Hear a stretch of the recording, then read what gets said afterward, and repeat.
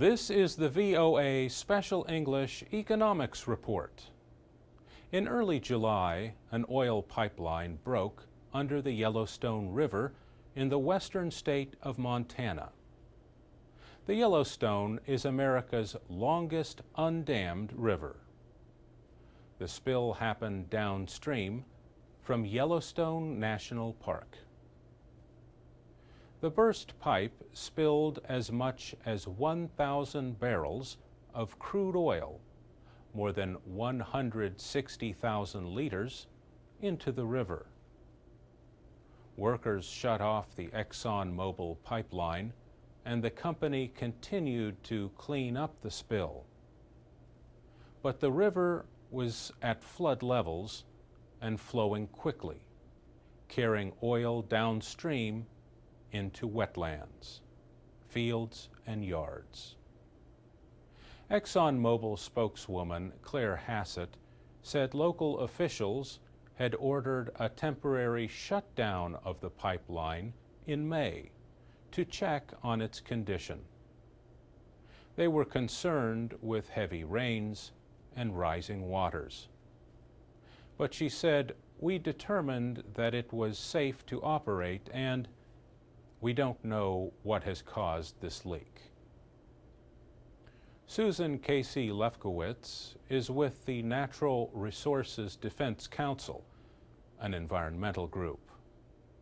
She says the spill shows the dangers of mixing pipelines and waterways, especially when they are running under some of the most precious river systems that are important not just for wildlife, but also for our communities. The Yellowstone River is critical for irrigation, for example, and so it serves the needs of a lot of farmers and communities along its path. Andy Black heads the Association of Oil Pipelines, an industry group whose members include pipeline owners and operators.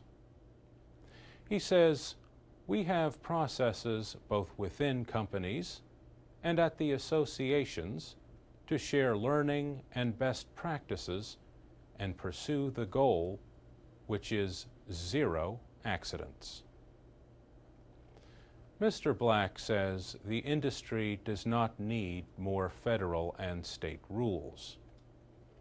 The regulations cover the major causes of pipeline failures, and we do not see any gaps. Susan Casey Lefkowitz disagrees.